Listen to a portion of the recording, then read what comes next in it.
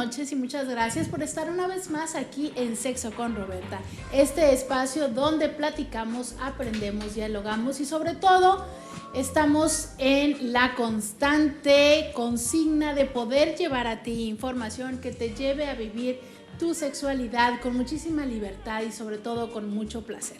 Para mí, Roberta Medina, psicóloga, sexóloga y terapeuta sexual, es un placer poder volver a coincidir hoy una noche más, que por supuesto antes de dormir platicamos y aprendemos. Recuerda que estamos esperándote en nuestras páginas en Facebook. Búscanos como Sexo con Roberta, esta página donde podemos recibir tus preguntas y por supuesto también compartimos contigo información muy interesante sobre sexualidad. Claro que también puedes ver nuestros programas en youtube.com/Roberta Medina. Si te has perdido alguno, si tienes alguna duda de algún tema, pues bueno, ve a nuestro canal y revisa si es que ya lo hemos abordado. Si no, por supuesto, no te quedes con las ganas de aprender de ello y mándanos un correo, ya sea a pregunta@robertamedina.com o a nuestros inbox, que seguramente lo tendremos en consideración para seguir preparando esta información que sea de tu utilidad. Y bueno, ahora que estamos en este fin de semana, que no solamente estamos con todas las celebraciones de Halloween, donde por supuesto cabe la pregunta de qué te disfrazaste, ¿no? Eso a mí me parece maravilloso cómo en estos días emerge la creatividad y bueno, hay tantos disfraces y tantas maneras tan maravillosas de lograr aparecer como una persona más, parecerse a alguien más, a alguna situación incluso a veces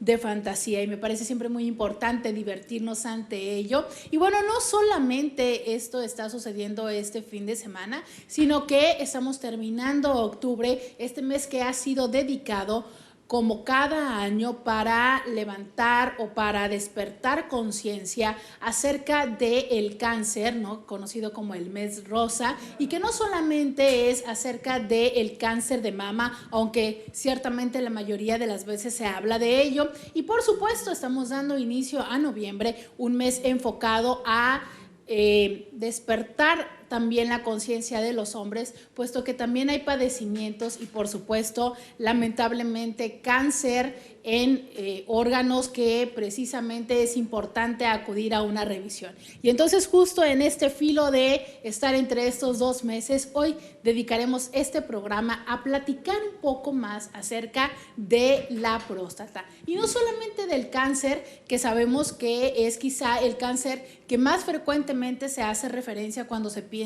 en el cáncer de los hombres, ¿no? Es muy común. Todos sabemos que la próstata inevitablemente crecerá a lo largo de tu vida y que este crecimiento puede tan solo ser un crecimiento natural del propio desarrollo, como quizá pudiera ser un síntoma de cáncer. Sin embargo, sabemos, y quizá el miedo principal al cual se enfrentan los hombres es al temor de que esto pueda llegar a tener una implicación en su erección y por supuesto con esto a la seguridad de tener un encuentro erótico. Según las estadísticas nos dicen que el 50% de los hombres al llegar a los 60 años han tenido alguno de los síntomas que implica algún daño en la próstata y aproximadamente para los 85 años el 90% ya padecerá alguno de estos síntomas más comunes, como es que no se sienta o no tener la sensación de vacío total de la vejiga al momento de ir al baño, incontinencia o despertar varias veces para orinar durante la noche. Y aunque hay diferentes dudas que nos hiciste favor de compartirnos a través de Facebook respecto a la próstata y la sexualidad, precisamente para aclarar esas dudas, hoy dedicamos todo este programa, pero sobre todo tenemos en el estudio la presencia de quien ya nos ha acompañado anteriormente aquí en Sexo con Roberta, del doctor Homero Fuentes, quien es oncólogo y por supuesto también director de una asociación que dedica todos sus esfuerzos precisamente a personas con cáncer, conocida como ProOncavi, y bueno, también nos vendrá a invitar a un evento que con motivo de estas abordajes y sobre todo experiencias para despertar la conciencia acerca de la prevención también estará sucediendo en noviembre. Muchísimas gracias por estar aquí con nosotros, Homero. Al contrario, muchísimas gracias a ti por invitarme. Y bueno, hablamos acerca de que la próstata quizá está llena así como de historias. Creo que la mayoría de los hombres cuando piensan que les van a revisar la próstata, lo primero que surge en su mente es como, me van a meter un dedo por algún lado, ¿no? Y esto es uno de los motivos que más frecuentemente hace que los hombres eviten revisar su próstata. Así es. Como bien apuntabas anteriormente, el crecimiento del tejido prostático, que es inherente a la vida misma, incrementa a partir de los 40 años de manera natural. Y ese es un efecto orgánico que se presenta en absolutamente todos los hombres. Tú decías que si viviéramos 85 años todos tendríamos algún problema, 90%, y yo te diría que si viviéramos 100, el 100% lo tendríamos, porque es un proceso natural de la vida. Afortunadamente, desde hace ya varios años existen métodos que no necesariamente implican la revisión a través del recto, sino que simple y sencillamente la determinación de un sencillo examen en sangre puede determinar con una certeza aproximada del 70% aquellos pacientes que pueden tener un riesgo mayor. Y este estudio se llama antígeno prostático específico, se toma simple y llanamente en una muestra de laboratorio y si eso está bien, no hay que hacer nada más aunado a la no presencia de síntomas, por supuesto. Y bueno, yo había leído anteriormente que decían que este era un estudio que por supuesto tenía cierto porcentaje de no mucha especificidad y que a fin de cuentas había un momento en el que nadie se libraba de la revisión, ¿no? Había escuchado que algunos dicen que después de los 50 años y otros dicen que después de los 40, porque precisamente el tacto lo que te da es la posibilidad de percibir sensorialmente o bueno, a través del tacto la condición de este agrandamiento. ¿Esto es cierto o no? Es cierto parcialmente. El tacto rectal te permite, por supuesto, en una maniobra clínica, poder incluso hasta estimar el peso o el tamaño de la glándula prostática cuando tienes adiestramiento al respecto. Y sí, son cosas que no se pueden ver en un estudio de sangre, pero también existe otro estudio que se llama ultrasonido prostático, ¿sí? Que también te puede dimensionar y te puede medir esto. De hecho, hay una tríada diagnóstica que es PSA, ultrasonido y exploración rectal. Con ello tienes el 98-99% de los diagnósticos hechos, pero el tacto rectal lo dejamos como la tercera opción, ¿sí? Para ello, precisamente porque lo que queremos y lo que buscamos es que cada vez más hombres se acerquen a revisarse y sin duda este es el temor mayor o el temor a la carrilla de los amigos o el temor a miles de cosas en una sociedad idiosincráticamente machista en donde los hombres somos mucho más difíciles de ir al médico que las mujeres. Y es que justo en esa semana me llamó la atención que precisamente, fomentando esta oportunidad de ir a hacerse una revisión, se lo sugería a uno de los pacientes y entonces llega y me dice muy feliz, no me hicieron el tacto, todavía soy virgen.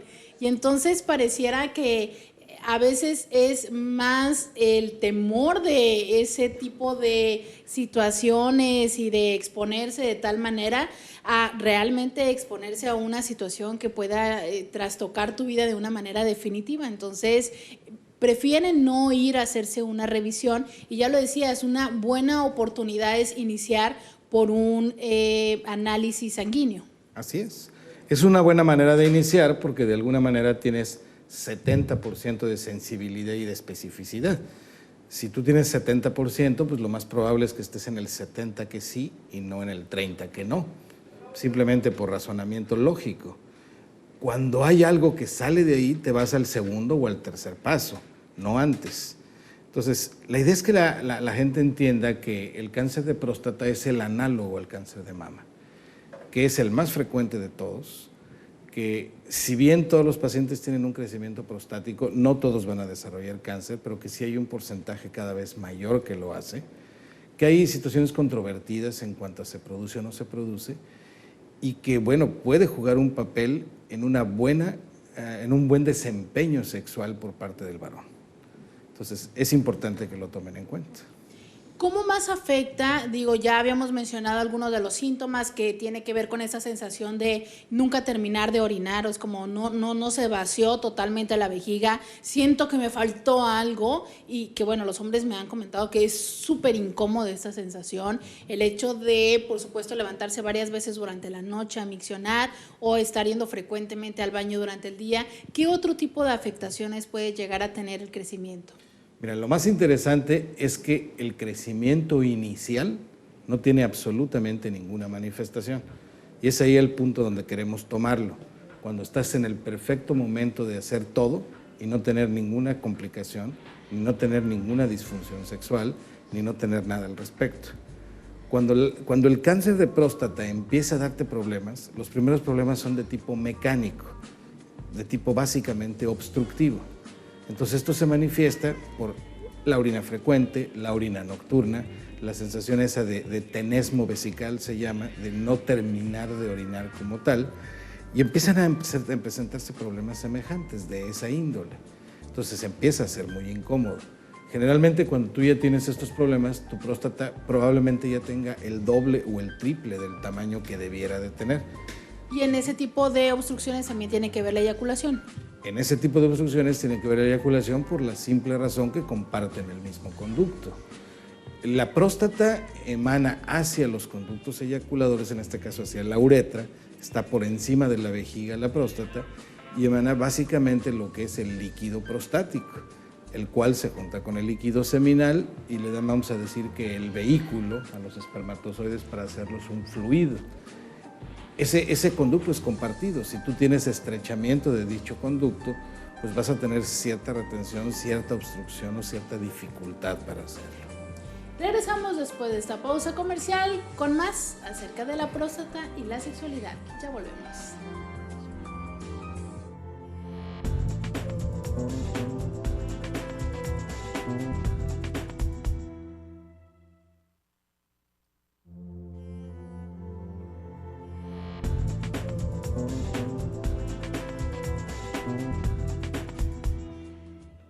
Y hemos estado platicando acerca de próstata y sexualidad y bueno, hasta hoy sabemos que es inevitable su crecimiento. Sin embargo, ese crecimiento, cuando no es un crecimiento benigno como comúnmente se conoce, pues bueno, hay diferentes oportunidades para que esto modifique y no llegue a ser cáncer. ¿Cuáles son estos abordajes que se hacen? Primero lo que se hace precisamente es un seguimiento a través del PSA. Hay un ritmo de crecimiento que está dentro del estándar. El valor está regularmente entre 0 y 4. Cuando tú estás entre 0 y 4, normalmente no tienes mayor problema. Pero si tu próstata, por ejemplo, hoy, 2014, tiene un valor, digamos, de 3.5 y el año que entra subiste más de una décima, entonces, cuidado, se supone que no debieras de subir más de una décima por año. Entonces, ese es el primer dato en donde algo puede estar mal y para eso también te sirve el PSA, para monitorizar la diferencia de incremento. Hay gente que está en 3 y que de un año a otro se va a 7, por ejemplo. Entonces, algo está sucediendo porque es un ritmo demasiado rápido de crecimiento y eso puede ser un cáncer.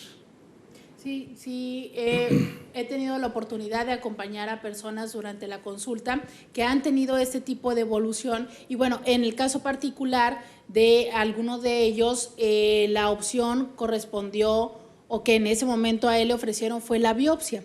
Y en aquel momento yo me puse a hacer una revisión de la literatura sin ser médico y había quienes decían que incluso la misma biopsia era una cuestión contradictoria porque pues esto hacía que la próstata tuviera una reacción inflamatoria y que posteriormente pudiera darse más el crecimiento. ¿Qué hay de cierto en esto?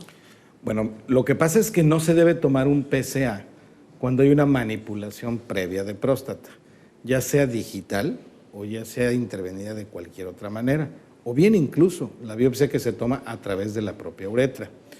Por supuesto que un órgano que está ahí, que es agredido de alguna o de otra forma, tiene una respuesta inflamatoria.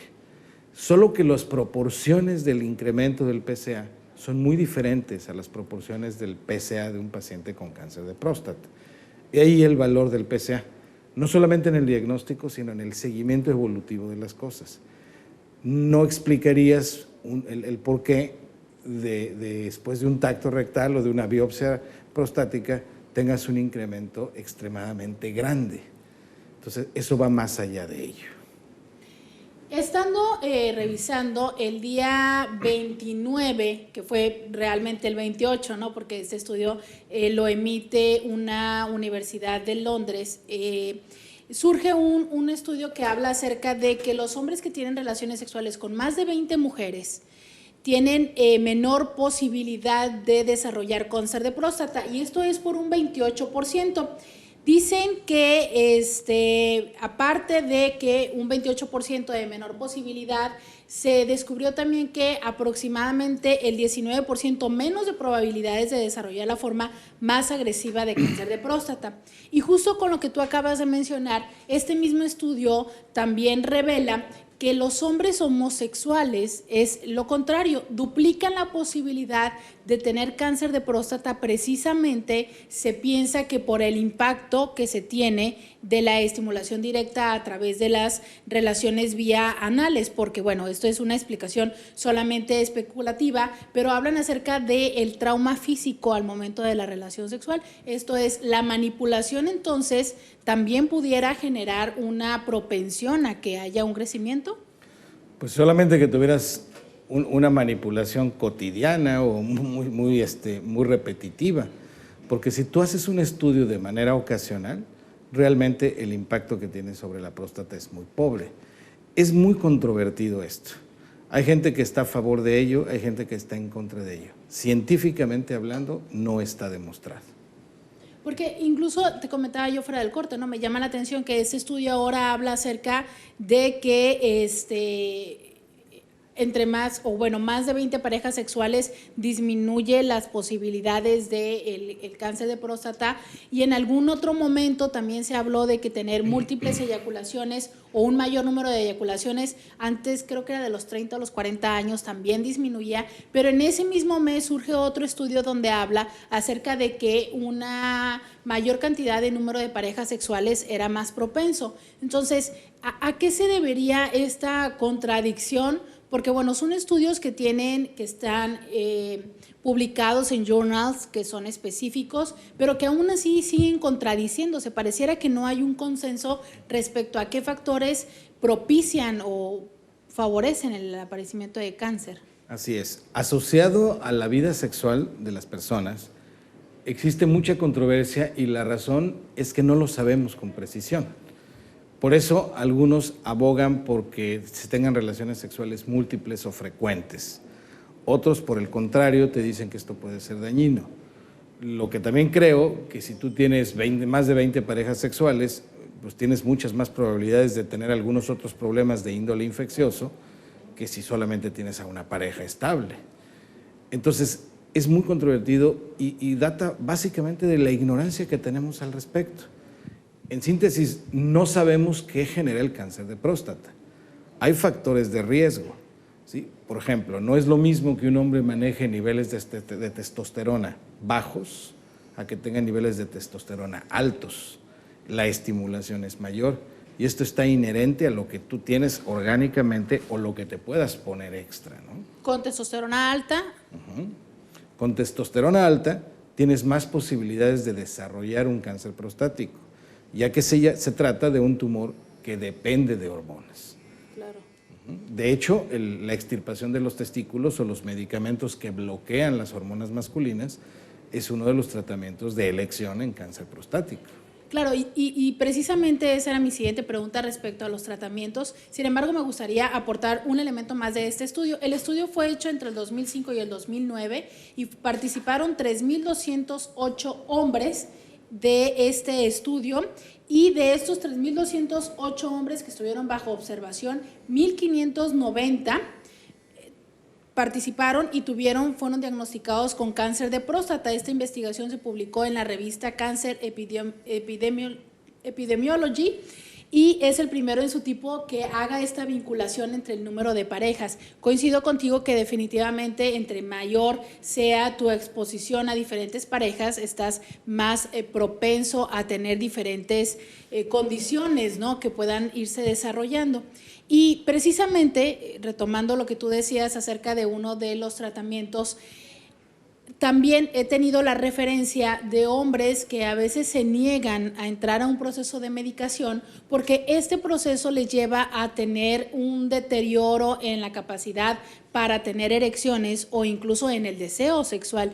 ¿Qué tan frecuente es esta implicación como un efecto secundario de la medicación? Es de todos los días.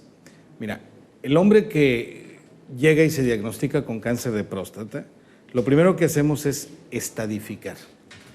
La enfermedad se localiza a la glándula prostática, la enfermedad ya salió de la cápsula de la glándula prostática, la enfermedad afecta a los ganglios cercanos o la enfermedad se ha ido a distancia, particularmente a los huesos.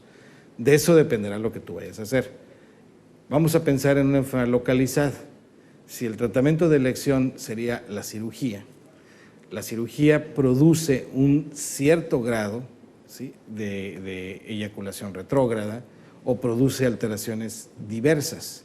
Si tú lo que tienes que hacer, por ejemplo, es retirar los testículos o dar una medicación antiandrogénica, lo primero que va a bajar es la libido y enseguida va a bajar tu potencia o tu nivel de erección como tal. Entonces hay gente que te lo dice, bueno, yo me prefiero morir que no tener sexo, pero es de todos los días, sin darse cuenta de que mucho antes que eso, mucho más antes de llegar a esas instancias, hay un chorro de cosas que puedes hacer. Mantener tu potencia sexual, mantener tu próstata sana, aunque vaya a tener un crecimiento, evitas la transformación maligna mediante diferentes formas. Y de eso se trata.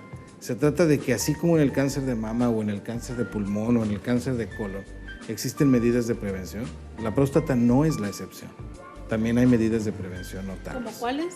Como por ejemplo lo que comemos, ¿sí? Poca gente sabe que hay unos alimentos que contienen licopenos. Los licopenos están, por ejemplo, contenidos en el tomate, particularmente el tomate cuando es el tomate asado, ese que se ponen en las pizzas o en cierto tipo de cosas como tal, es una fuente riquísima de licopenos y es un favorecedor maravilloso de una función prostática adecuada, por ejemplo. Pero luego andamos comiendo chucherías y comida chatarra y cosas que no debe de ser, o tenemos sobrepeso o tenemos algunas otras cosas que nos llevan a enfermar. Y de la misma manera que sucede el proceso de salud y enfermedad, en mi concepto la salud se pierde por razones biológicas, psicoemocionales, sociales y espirituales. Y la salud se gana por el mismo camino, por la reparación de todas estas áreas. Y entonces también resulta importante entender que aunque haya algún efecto secundario de forma mecánica u orgánica, hay efectivamente múltiples opciones que a través de una consulta con un terapeuta sexual puedes incluir dentro de tu vida erótica y eso no significa que sea el final. Regresamos después de esta pausa comercial.